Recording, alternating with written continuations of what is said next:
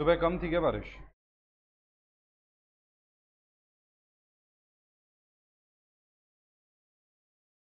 अच्छा, सुबह थी नहीं क्या आज बारिश? यार फिर से वीडियो नहीं आ रहा। अरे यार, शुद्ध ये करना।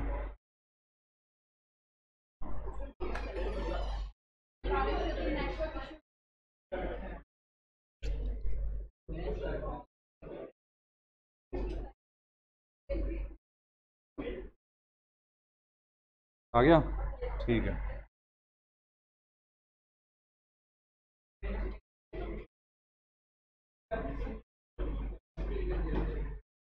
कारो हो गया था क्या पूरा?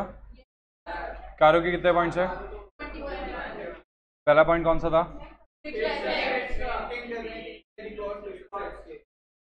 दूसरा पॉइंट क्या है? इन्वेंट्री और वर्किंग कैपिटल दूसरा पॉइंट। तीसरा ILGS, चौथा भी, पांचवा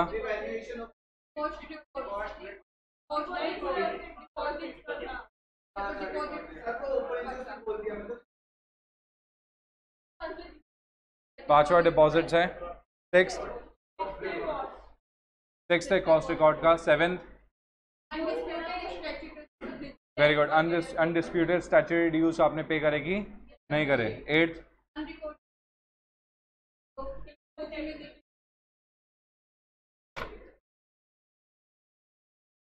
हाँ,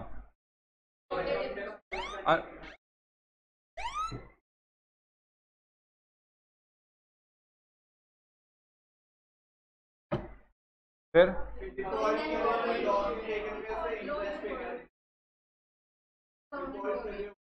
नाइन्थ कौन सा है? Default in the loans and borings वाला। ठीक है। टेंथ, IPO FPO को उसी जगह यूटिलाइज करा है। 11th,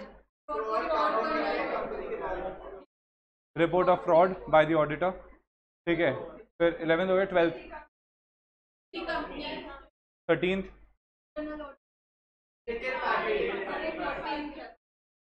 13 कौन सा है?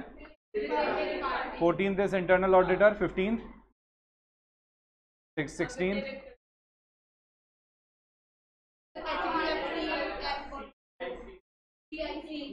CIC वालों ने, ठीक है। और 17th कैश लॉस वगैरह है तो 18th ऑडिटर रेजिग्नेशन। 19th 20 21, ठीक है। उसके बाद ये तो खत्म हो गया। फिर paragraph 4, disclosure in the auditors report देख लो फटाफट से। ठीक है, खत्म करते हैं इसे। Disclosure in the auditors report, तो ऑडिटर रिपोर्ट में क्या आ जाए? देखो, the following paragraph deal with the manner of qualification, the manner of disclosure if any to be made in the auditors report. AS1 disclosure of accounting policies. देखो सीधी सी बात है कि company को क्या करना पड़ता है? अकाउंटिंग पॉलिसीज अकाउंटिंग स्टैंडर्ड 1 के हिसाब से डिस्क्लोज करनी पड़ती है।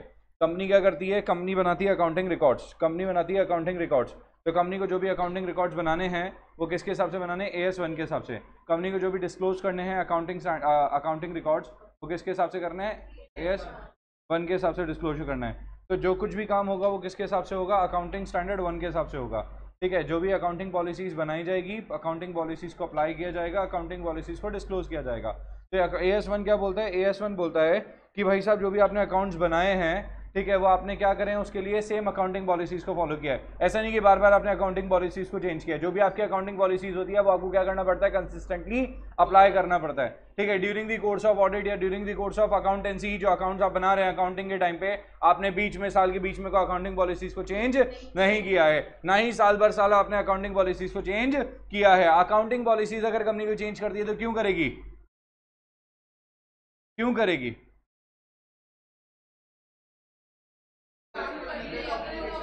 अगर कंपनी, अगर लॉ की रिक्वायरमेंट है तो चेंज करना पड़ेगा। अगर कुछ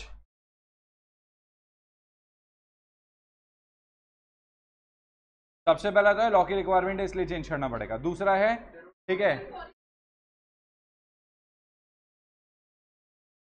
एग्जैक्टली अगर जो जो दूसरी और नई पॉलिसीज हैं वो क्या करती है? वो बेटर डिस्क्लोजर करने में हेल्प करती है, तो ठीक है, तो उन्हें अडॉप्ट करना पड़ सकता है। तो अब देखना, in case of a company the member should qualify their audit reports in case accounting policies required to be disclosed under schedule 3 or any other provisions have not been disclosed। अगर आपने accounting policies को AS1 के हिसाब से, हमें क्या चाहिए था, डिस्क्लोजर ऑफ अकाउंटिंग पॉलिसीज चाहिए था, और कंपनी ने यहाँ पे अकाउंटिंग पॉलिसीज को क्या किया है, डिस्क्लोज नहीं किया है। Accounts have not been prepared on accrual basis, दूसरा अकाउंट्स आपने अक्रूवल बेसिस पे नहीं बनाए। अकाउंट्स आप कौन से बेसिस पे मेंटेन कर रहे हो, कैश बेसिस में मेंटेन कर रहे हो। और तीसरा है fundamental accounting assumption of going concern has not been followed. Going concern assumption क्या बोलता है,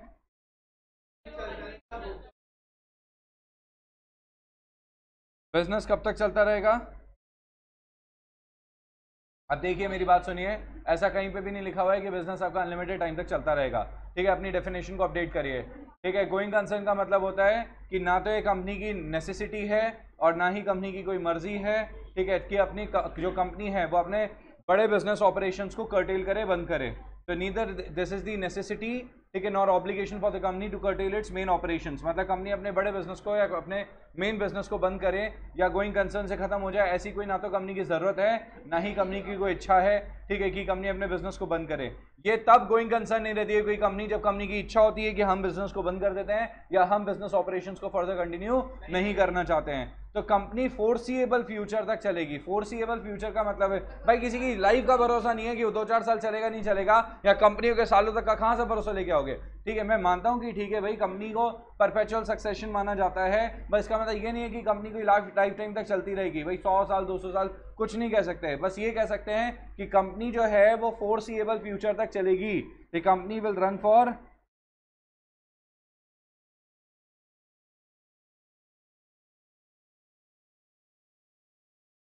फोर्सिएबल फ्यूचर।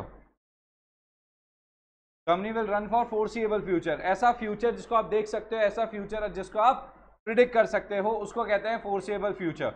जैसे एक एग्जांपल देता हूं भाई, आज की डेट में एग्जांपल लेते हैं टाटा कंसल्टेंसी सर्विसेज का। किसका, टाटा कंसल्टेंसी सर्विसेज का। अब टाटा कंसल्टेंसी सर्विसेज जो है उसको कह सकते हैं कि हाँ सर वो 10 साल तक चलेगी। अब किस बिहार पे कह सकता हूं मैं 10 साल तक चलेगी, भाई अगली कंपनी के बाद 10 साल के प्रोजेक्ट्स पड़े हैं।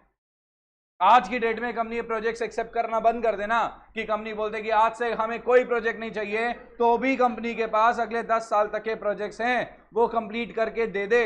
ठीक है, वही बहुत है कंपनी के ऊपर। ठीक है, आईटी कंपनीज का इतना हाल हो रखा है अभी, इन्फोसिस, टीसीएस, विप्रो, इन सब का इस तरीके का हाल हो रखा है कि भाई इनके पास काम करने के लिए, मतलब इनके पास क्या कर रहा है, काम बहुत ज्यादा इनके पास, प्लस उसको जो सॉफ्टवेयर बनाया है उसको मेंटेन करने का काम।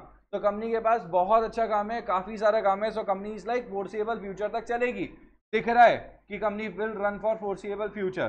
तो क्या माना जाता है, जो कंपनी फोर्सिएबल फ्यूचर तक चलेगी मतलब वो गोइंग कंसर्न को सेटिस्फाई कर रही है। क्लियर हो गया क्या।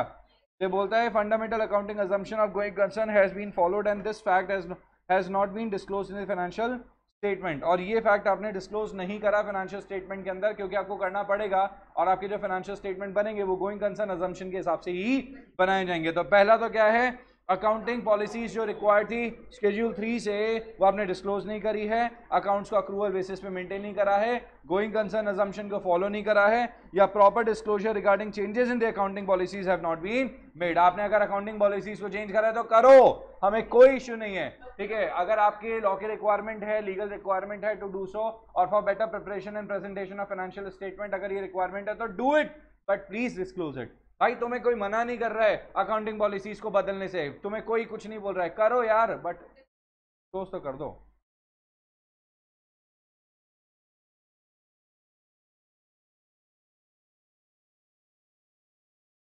अब ये बोलता है where a company has been given a specific exemption regarding any of the matter stated above but the fact of exemption has not been adequately disclosed in the accounts, the member should mention the fact of exemption in the audit report without necessarily making it subject matter of audit qualification. अगर मान लो इनमें से ऊपर चारों में से कोई भी ऐसा पॉइंट है जहां पे लॉ ने आपको बोल रखा है कि भाई तुम्हें इन चारों में से कोई भी ऐसा पॉइंट है जो डिस्क्लोज करने की रिक्वायरमेंट नहीं है, तो वो डिस्क्लोज करना जरूरी है। आंसर आएगा नहीं सर, नहीं जरूरी है, बट ये डिस्क्लोज कर दो कि हमें यहाँ से इस लॉ से एग्जेम्पशन मिल रखी है, छूट मिल रखी है, तो वो कंपनी ने नहीं करा, तो ऑडिटर यहाँ पे क्या कर देगा, वो डिस्क्लोजर कर देगा कि भाई साहब मैं इसलिए इनकी ऑडिट रिपोर्ट को क्वालिफाई नहीं कर रहा हूँ क्योंकि ये कंपनी को अलाउड था कि कंपनी को डिस्क्लोजर नहीं करना, बट कंपनी ने गलती से डिस्क्लोजर करना कंपनी भूल गई है, कंपनी बताना भूल गई है। तो सिंस कंपनी ने डिस्क्लोजर नहीं करा तो इसलिए मैं यहाँ पे इस पॉइंट को डिस्क्लोज करने के लिए रेडी हूँ। तो यहाँ पे कौन इस पॉइंट को डिस्क्लोज कर देगा? Who will disclose this point? This point will be disclose bye auditor of the company. तो भाई साहब ये पॉइंट कौन डिस्क्लोज करेगा? ये पॉइंट ऑडिटर डिस्क्लोज कर देगा। बात समझ आई? बरोबर, ठीक है। तो ये पॉइंट कौन डिस्क्लोज कर देगा? ऑडिटर डिस्क्लोज कर देगा, ठीक है। कि और अच्छा, ऑडिटर इस पे क्वालिफिकेशन देगा? आंसर आएगा नहीं सर, ऑडिटर को इसके लिए कोई भी क्वालिफिकेशन देने की जरूरत नहीं है। क्लियर हो गया क्या? ठीक है।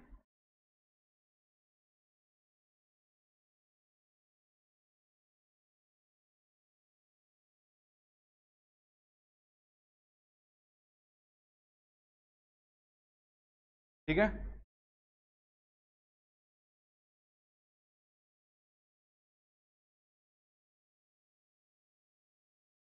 इन making a qualification disclosure in the audit report, जब भी ऑडिटर रिपोर्ट बनाता है, ठीक है, तो ऑडिटर जब रिपोर्ट बनाता है तो auditor should consider the materiality of the relevant of items.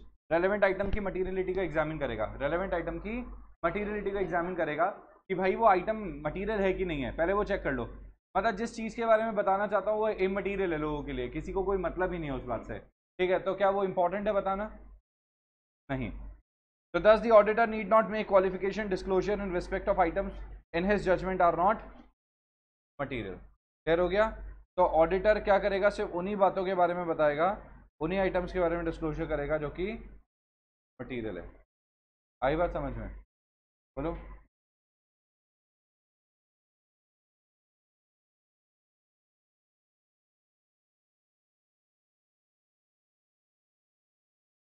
ऐसे अब समझे नहीं, यहाँ पे क्या है, ऑडिट रिपोर्ट की बात हो रही है।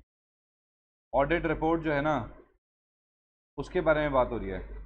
आप जो मटेरियल आइटम के बारे में बात कर रहे हो ना, वो ऑडिट करते टाइम पे मटेरियलिटी के बारे में बात कर रहे हो। एप्लीकेबिलिटी ऑफ कोई भी ऐसे की जो एप्लीकेबिलिटी आती है, स्टैंडर्ड्स ऑन ऑडिटिंग की एप्लीकेबिलिटी आती है, वो आती है ऑडिट करते टाइम पे, उसकी क्या क्या एप्लीकेबिलिटी है। अब ऐसे 320 के बारे में जो अपन बात कर रहे हैं ना, वो क्या है?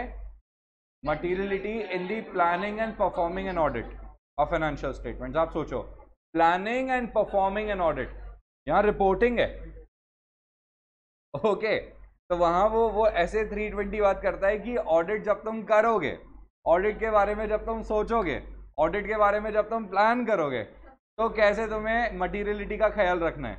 और यहाँ पे अपन बात कर रहे हैं, हाँ, रिपोर्ट। तो ये बोल रहा है कि इसमें सिर्फ एक वर्ड यूज करा है, मटीरियल। उस वर्ड को देख के आप लोग ऐसे 320 का रेफरेंस मत देख के आना। यहाँ पे ऐसे 700 का रेफरेंस आ रहा है, ठीक है। यहाँ पे ऐसे 705 का रेफरेंस आ रहा है, 706 का रेफरेंस आ रहा है। अब जरा बताओ, 700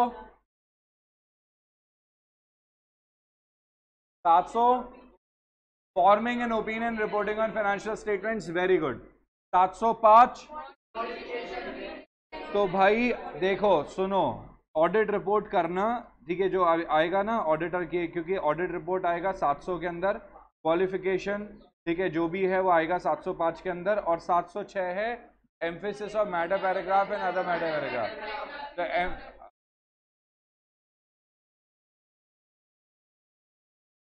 तो emphasis of matter paragraph and other matter paragraph जो है, ठीक है, उसके अंदर एम्फेसिस करता है ऑडिटर। एम्फेसिस का मतलब होता है फोकस, ठीक है। बोले भाई ये आइटम इंपॉर्टेंट है, इसके ऊपर फोकस करो, उसको कहते हैं एम्फेसिस ऑफ मैटर पैराग्राफ। समझ आ गया? ठीक है, एम्फेसिस ऑफ मैटर पैराग्राफ। तो अगर वो मटेरियल आइटम है ऑडिटर के जजमेंट के अंदर, तो उसको एम्फेसिस ऑफ मैटर पैराग्राफ में डाला जा सकता है। ओके, क्लियर होगा? इसलिए यहाँ पे ऐसे का जो रेफरेंस आ रहा है वो 700, 705 और 706 आ रहा है। बोलो, कोई दिक्कत?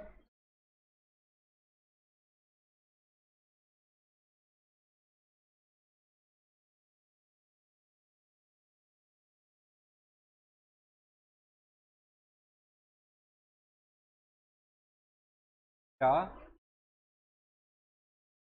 हाँ, नहीं है। 320 की एप्लीकेबिलिटी होती है प्लानिंग के टाइम पे, हाँ, रिपोर्टिंग के टाइम पे। क्या?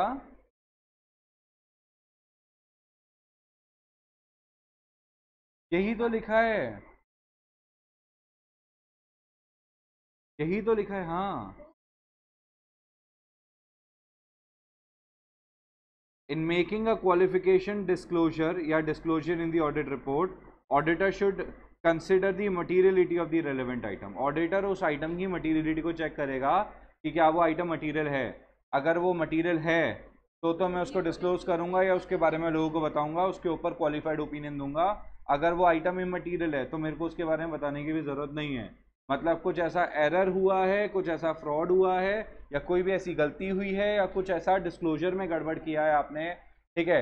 अब किसी भी आइटम के डिस्क्लोजर में आपने कुछ गड़बड़ कर दिया, कंपनी ने लोगों को बताया नहीं, ठीक है, अकाउंट AS1 को फॉलो नहीं करा, कहीं पे भी किसी भी ऐसे आइटम के ऊपर जो कि बहुत इमटीरियल है, जिसके बारे में लोगों को नहीं बताया तो भी लोगों का डिसीजन इफेक्ट नहीं होगा, तो ऐसी बात को मैं अपनी ऑडिट रिपोर्ट में क्यों इंक्लूड करूँ? Okay, does the auditor need not make qualification disclosure in respect of which the judgment, ठीक है, in his judgment are not material। तो ऐसे आइटम्स के लिए जजमेंट ऑडिटर को अपनी रिपोर्ट में ना तो क्वालिफिकेशन देने की जरूरत है, ना डिस्क्लोजर करने की जरूरत है, जो कि उसको लगता है मटीरियल है, जिसकी मटीरियलिटी नहीं है। ओके, डन, खत्म हो गया ये। हाँ भाई, ओके, जितना बोला है उतना ही याद करना है बस।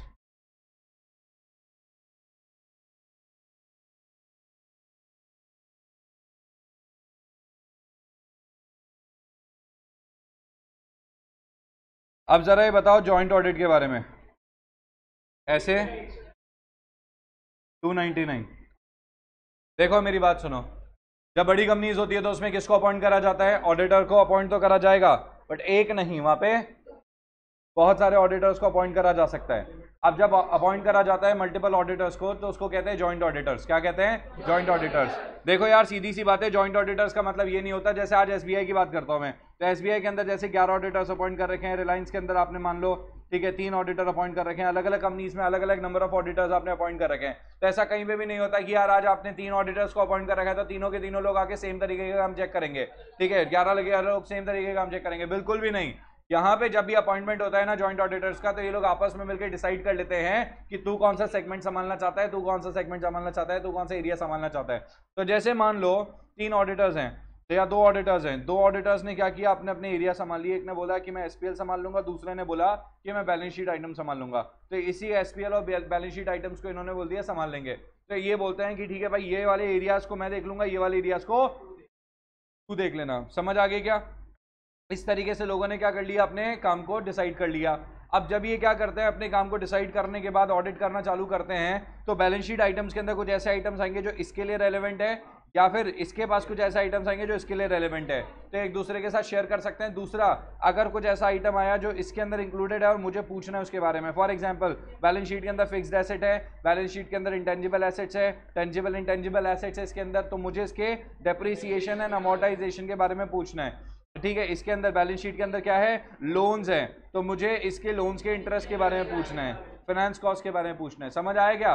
तो मुझे यहाँ पे क्या है, इस तरीके की चीज़ों के बारे में पूछना पड़ सकता है, तो मैं क्या करूँगा, तब उससे इंक्वायरी कर लूँगा और ये मेरे को इसके बारे में बता देगा। समझ आ गया? या फिर वो पीस ऑफ आइटम्स जो इसके पास हैं वो मैं क्या कर लूँगा, वेरीफाई कर लूँगा। तो मैं, ठीक है, अगर 2 ऑडिटर है, ऑडिटर A और ऑडिटर B, तो ऑडिटर B के पास है बैलेंस शीट और ऑडिटर A के पास है फाइनेंशियल स्टेटमेंट। समझ आ गई क्या? क्या है फाइनेंशियल स्टेटमेंट? वो SPL है, statement of profit and loss है। तो इसके पास है P&L, इसके पास है बैलेंस शीट। तो बी वाला क्या कर सकता है, उस एक्सटेंट तक P&L को देख सकता है जिस एक्सटेंट तक वो इसके अंदर इंक्लूडेड है, और ए क्या कर सकता है, उस एक्सटेंट तक बैलेंस शीट को देख सकता है जिस एक्सटेंट तक इसको जरूरत पड़ेगी। समझ आ गया? अब फाइनली क्या हो जाएगा, जैसे ही ऑडिट कंप्लीट हो जाएगी, ये लोग क्या करने वाले हैं, ऑडिट को कंप्लीट करने के वाला अपनी रिपोर्ट क्या देंगे, अपनी रिपोर्ट। तो भाई अब क्या आएगी, अब आएगी ऑडिटर, जॉइंट ऑडिटर की ऑडिट रिपोर्ट, क्योंकि एट द एंड तो यही करने आए ना ये। एट द एंड ऑडिटर कोई भी हो, जॉइंट ऑडिटर हो, कितने भी ऑडिटर्स हो, एट द एंड वो क्या काम करते हैं, एट द एंड उनका काम क्या होता है, ऑडिट रिपोर्ट देना ही तो उनका काम होता है, और कोई तो उनका काम नहीं होगा ना भाई। सोच के देखो एक बार, तो और कोई तो उनका काम नहीं है, और किसी काम के लिए तो वो लोग आए नहीं है। तो यहाँ पे जॉइंट ऑडिटर को अल्टीमेटली क्या करना पड़ता है, अल्टीमेटली देनी पड़ती है एक ऑडिट रिपोर्ट। क्या देनी पड़ती है, बोलो, ऑडिट रिपोर्ट देनी पड़ती है। तो joint auditor at the end of the day क्या करने आते हैं, joint auditor at the end of the day सिर्फ ऑडिट रिपोर्ट देने आते हैं। क्या देने आते हैं, ऑडिट रिपोर्ट देने आते हैं। इनका काम ही क्या होता है, ऑडिट रिपोर्ट देने का होता है। समझ आ गया क्या, काम ही क्या होता है इनका, ऑडिट रिपोर्ट देने का होता है। तो अब इनका काम है ऑडिट रिपोर्ट देना, सीधी सी बात है। तो क्या ये सर अलग अलग रिपोर्ट देंगे, नहीं, ये लोग क्या करते हैं, ये लोग आते हैं आपस में डिस्कशन करते हैं और यूनानिमस ओपिनियन पे चले जाते हैं। किस पे चले जाते हैं? यूनानिमस ओपिनियन पे। मतलब ए ने कहा अनक्वालिफाइड रिपोर्ट, इसने भी कहा अनक्वालिफाइड रिपोर्ट, अनक्वालिफाइड रिपोर्ट दे दिया जाएगा। समझ आ गया क्या? मगर यहाँ पे देखो, ध्यान रखना कि मेजोरिटी रिपोर्ट नहीं चलती है भाई, क्योंकि तुमने अलग आइटम्स की ऑडिट करी है, उसने अलग आइटम्स की ऑडिट करी है, तीसरे बंदे ने अलग आइटम्स की ऑडिट करी है। मतलब अगर यहाँ पे इमेजिन करो कि दो ऑडिटर्स हैं, क्या कितने ऑडिटर्स हैं? दो ऑडिटर्स हैं, तीन ऑडिटर्स हैं, let's say A B and सी, और ए बी सी में ए बी तो दे रहे हैं अनक्वालिफाइड रिपोर्ट, ठीक है, और ये दे रहा है भाई साहब क्वालिफाइड रिपोर्ट। समझ आ गई क्या? तो अब क्या करें? मेजॉरिटी चलेगी? हाँ सर, क्या अनक्वालिफाइड रिपोर्ट दे देंगे? नहीं नहीं, कोई मेजॉरिटी नहीं चलेगी। यहाँ पे ये बंदा तो क्या करेगा, ए और बी की तो ऑडिट रिपोर्ट जो जाएगी ना वो अनक्वालिफाइड रिपोर्ट जाएगी, और सी की जो ऑडिट रिपोर्ट जाएगी ना वो क्वालिफाइड रिपोर्ट जाएगी। यानी कि दो ऑडिट रिपोर्ट जाने वाली है यहाँ पे, ठीक है। जो आइटम्स ए और बी ने चेक करे उनके लिए तो अनक्वालिफाइड रिपोर्ट जाती है, और जो आइटम सी ने चेक करे उसके लिए क्वालिफाइड रिपोर्ट चली जाएगी। समझ आ गया क्या? ठीक है, ये इसमें एक एक्सेप्शन होता है। क्लियर हो गया? The practice of appointing chartered accountant as joint auditor is quite widespread in big companies and corporations. बड़ी बड़ी कंपनीज में होता है। Joint audit basically implies pooling together the resources and expertise of more than one firm of auditors. एक से ज़्यादा auditors को appoint करना, एक से ज़्यादा ऑडिटर्स की एक्सपर्टीज को लेके आना, उनकी नॉलेज को लेके आना। भाई सीधी सी बात है यार, आज एक ऑडिटर की बस की नहीं है, इतनी बड़ी कंपनी है हमारी, इसीलिए तो हम इतने सारे ऑडिटर्स को अपॉइंट कर रहे हैं, ठीक है, कि यार इतने सारे ऑडिटर्स लग के हमारी कंपनी की ऑडिट कर पाएंगे। नहीं तो हमारा काम इतना, बिजनेस इतना ज़्यादा एक्सपेंडेड है कि एक ऑडिटर नहीं कर सकता। कितने कितने स्टाफ को ले आए वो। To render an expert job in a given time period, हम चाहते हैं within the time period हमारे काम कंप्लीट हो जाए, विच में भी difficult to accomplish acting individually, जो अकेला बंदा नहीं कर सकता, इंडिविजुअल पर्सन नहीं कर पाएगा। It essentially involve sharing of the total work, आपस में ये लोग काम को क्या कर लेंगे, डिवाइड कर लेंगे। This is itself a great advantage, ये काफी बड़ा एडवांटेज है, ठीक है, ताकि टाइमली हमारा क्या हो सके, टाइमली हमारा ऑडिट का काम कंप्लीट हो सके, ऑडिट रिपोर्ट आ सके। और ऐसा नहीं हो कि एक ही ऑडिटर सारे के सारे काम छोड़ के सिर्फ एक ही कंपनी में बैठा हुआ है। इमेजिन करो ना, ठीक है, आज डेलॉइट है, आज डेलॉइट का पूरा एक ऑफिस लग जाए रिलायंस की पूरी कंप्लीट ऑडिट करने के अंदर, ठीक है, तो और बाकी काम कैसे करेंगे भाई? रिलायंस इतना तो पैसा देने वाला है नहीं कि सारा का सारा खर्चा वही अकेला उठा लेगा, तो ऐसा नहीं होता, ठीक है। अब एडवांटेजेस क्या हैं भाई?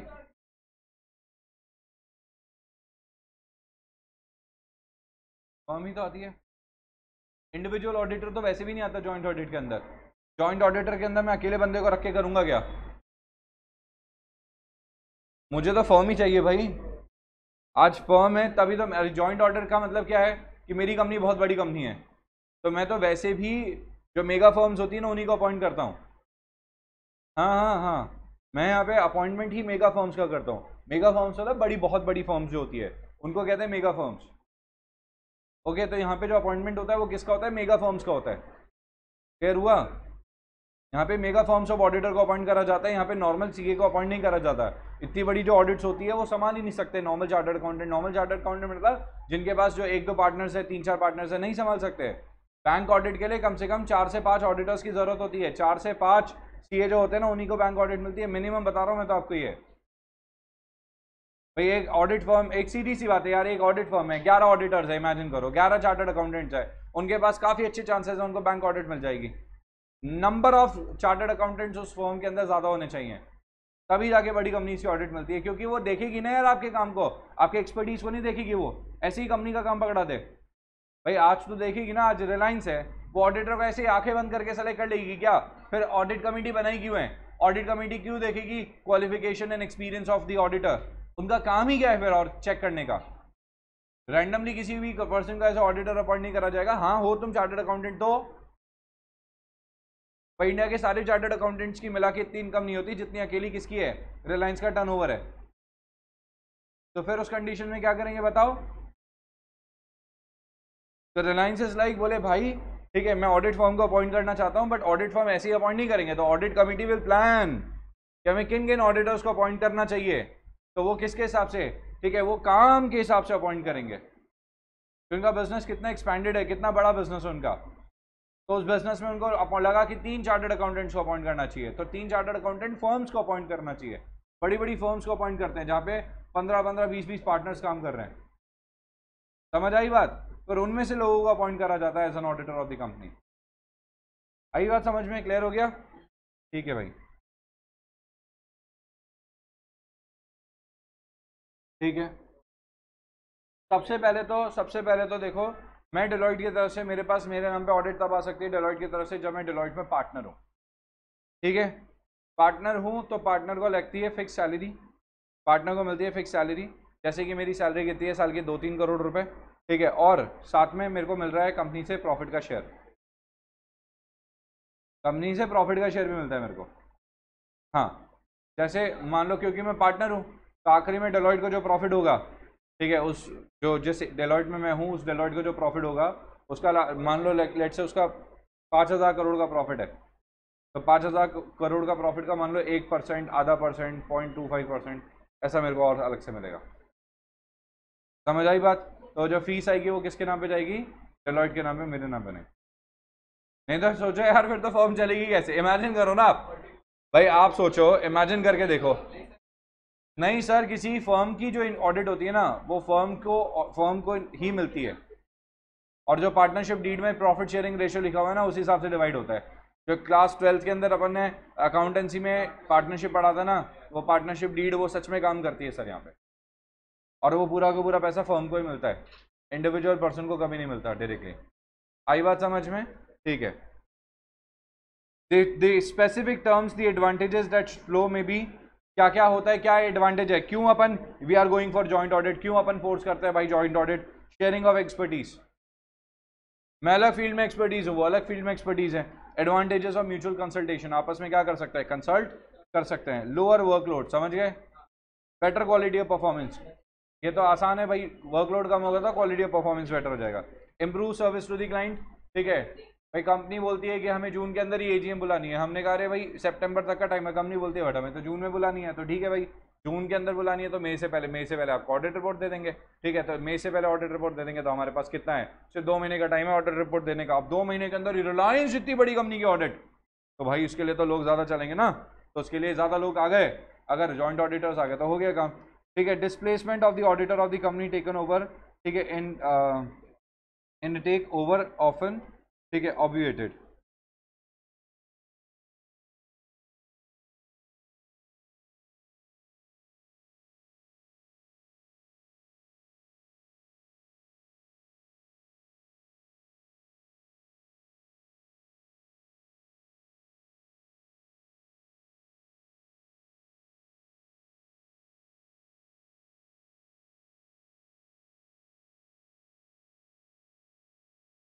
ये बोल रहा है यार कि अगर जैसे displacement of the auditor of the company taken over, in a taken over, अगर कंपनी किसी दूसरी कंपनी को टेक ओवर करती है तो उसका ऑडिटर भी हमारा ऑडिटर बन जाएगा, ऐसा कुछ बोल रही है। एक बार इसको सर्कल बनाओ, है ना? हिंदी में क्या बोल रही है?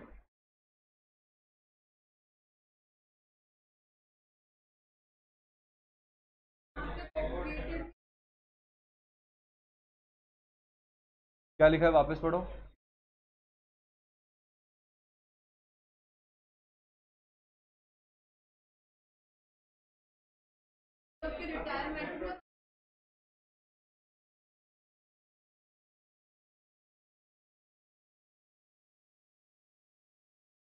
यार ये तो ये बोल रहा है कि, मतलब ये बोल रहा है कि भाई जो ऑडिटर है, ठीक है, जो ऑडिटर है, अगर मान लो जैसे कि फॉर एग्जांपल कंपनी के अंदर क्या होता है, कोई कंपनी टेक ओवर वगैरह होता है तो अपन उसमें दूसरी कंपनी का जो ऑडिटर है उसको हटा सकते हैं। और या फिर जैसे अगर मान लो कोई कंपनी है जो ऑडिट कर रही है और मान लो हमने एक से ज़्यादा ऑडिटर अपॉइंट कर रखे हैं, तो अगर हमने किसी ऑडिटर को हटा दिया तो उस केस में हमारे पास एटलीस्ट बाकी ऑडिटर्स तो हैं, ठीक है। बट इसको एक बार सर्कल बना के रखो, ओके भाई।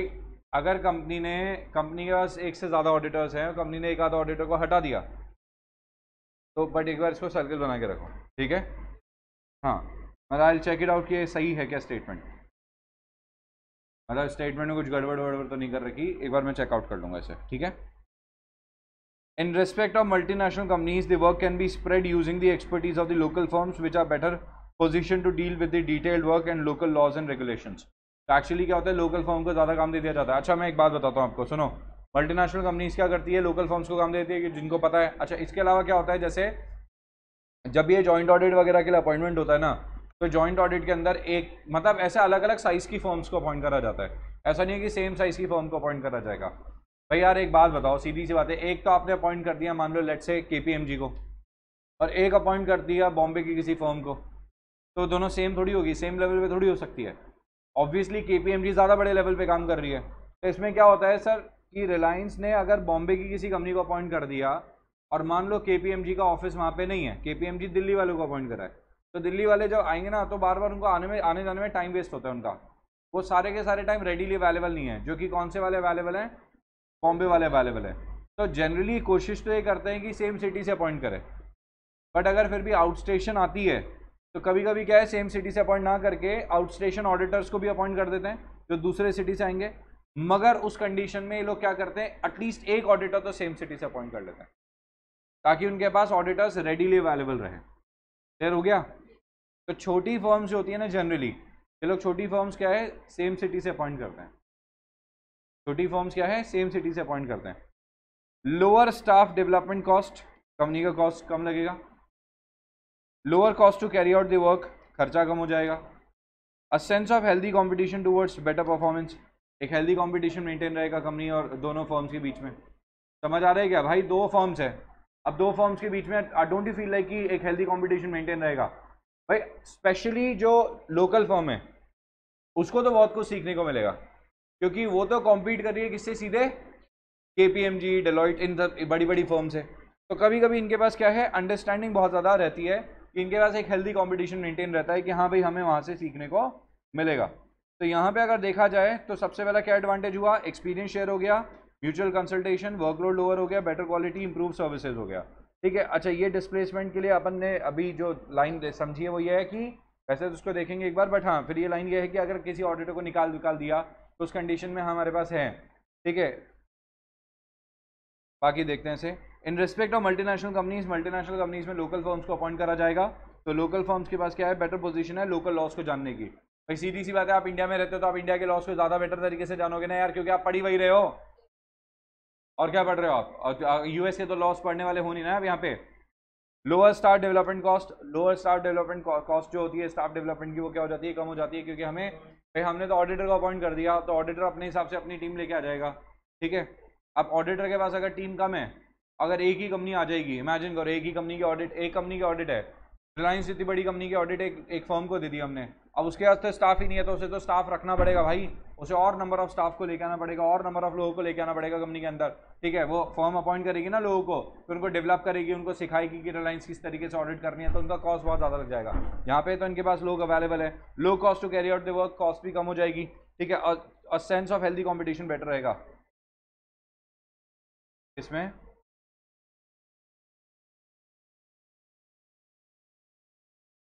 किस वाले में, 8th और 9th?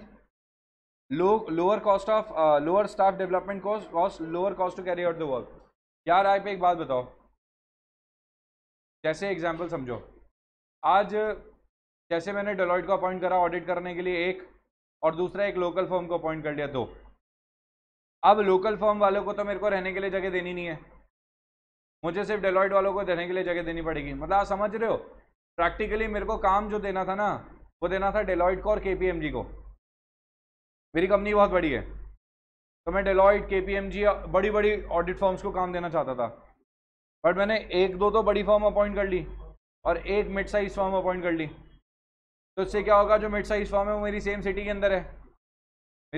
अंदर है, तो डेलॉइट वाले जो आएंगे, अब उनको रहने के लिए मेरे को जगह देनी पड़ेगी पूरी, कंपनी का खर्चा। और जो लोकल वाले लोग आएंगे उनको रहने के लिए जगह देने की ज़रूरत नहीं है। तो क्योंकि उनको रहने के लिए देने की ज़रूरत नहीं है जगह की कुछ भी, तो लोग वहीं रह लेंगे, वो तो अपने घर पे रहेंगे भाई, वो तो जहाँ पे रह रहे हैं उनको तो सिर्फ, हाँ ठीक है, ट्रैवलिंग कॉस्ट जो लगती है उनकी रिलायंस तक आने की, बस वही मैक्सिमम देनी पड़ेगी, और तो उनको चार्जेस हमें देने की ज़रूरत नहीं है। तो इससे क्या होता है, हमारा कॉस्ट, ओवरऑल कॉस्ट कम हो गया। आई बात समझ में? तो lower cost to carry out the work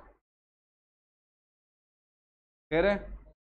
और लेट से ये रीएम्बर्समेंट नहीं हो रहा, रिलायंस ने क्या करा, रिलायंस ने मतलब मान लो रीएम्बर्समेंट भी नहीं होगा, तो अगर आप वहाँ पे रहते हो तो आपका खर्चा ज़्यादा लगेगा, और लोकल फर्म का अगर ऑडिट मिल जाता है, लोकल फर्म को ऑडिट मिल जाता है, तो उनका सिर्फ वो ट्रैवलिंग कॉस्ट लगेगा, उनका रहने का खर्चा नहीं लगेगा। इसलिए हाँ,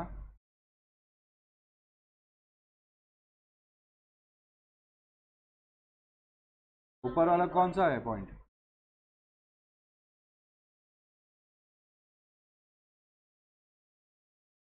अरे बाबा, लोकल मतलब इंडिया की फर्म। नहीं बताई, नहीं दिया उसके एग्जाम्पल।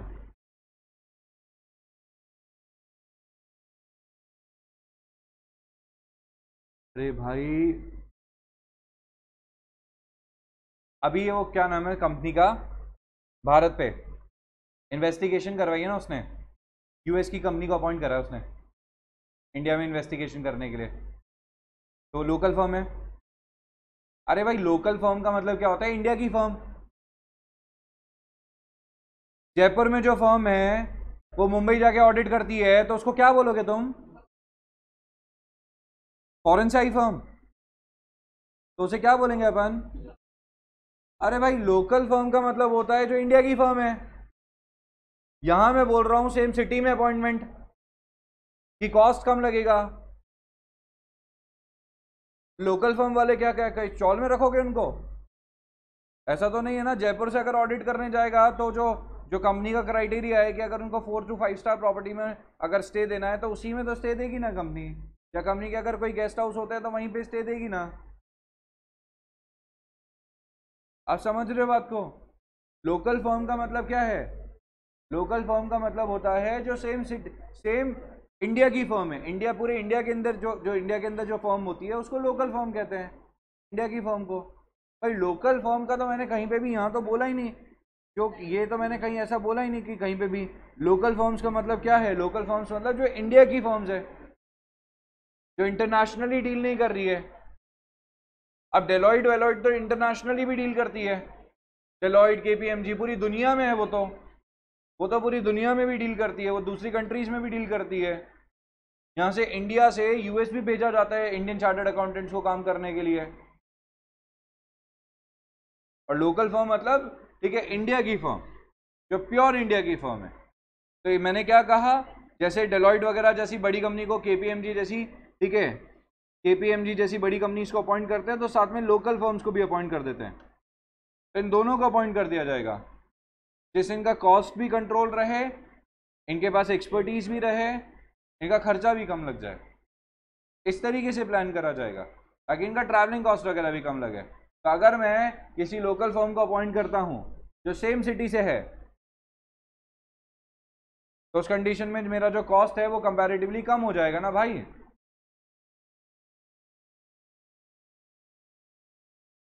आई बात समझ में? अभी भी नहीं आया?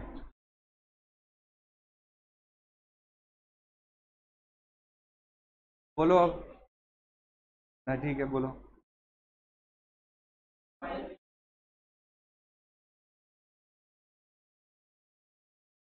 अरे तो काम के हिसाब से करेंगे ना भाई, कॉस्ट का सोच लो या काम का सोच लो। और रिलायंस इतनी बड़ी कंपनी किसके बारे में सोचेगी? अब मुकेश अंबानी एक एक बुक्स तो जाके चेक करने से रहे ना वो। भाई मुकेश अंबानी एक एक बुक तो जाके चेक करने से रहे कि नहीं नहीं मैं ही खुद जाके पर्सनली चेक करूंगा। भाई आज शेयर होल्डर है अपन सब लोग, ठीक है, कंपनी की कीमत आज की डेट में 17 लाख करोड़ है। तो 17 लाख, 18 लाख, 19 लाख करोड़ के वैल्यूएशन की कंपनी यहाँ पे 2-4 ऑडिटर को अपॉइंट नहीं करेगी अपने बिजनेस के हिसाब से? उसका काम ऑडिट करेगा कौन? अगर आप खर्चे का सोच रहे हैं तो खर्चे का सोच लो, कर दो किसी लोकल ऑडिटर को अपॉइंट, ठीक है, जिसको ज़्यादा नॉलेज नहीं है, ठीक है, 2 टीम आएगी, ठीक है, दे देना उसको 2 लाख रुपए का फीस। अरे भाई, इनकी ऑडिट फीस होती है करीब, ठीक है, 20-20, 25-25, 30-30 करोड़ की। और हेल्दी कंपटीशन रहेगा। हाँ बाप बोलो।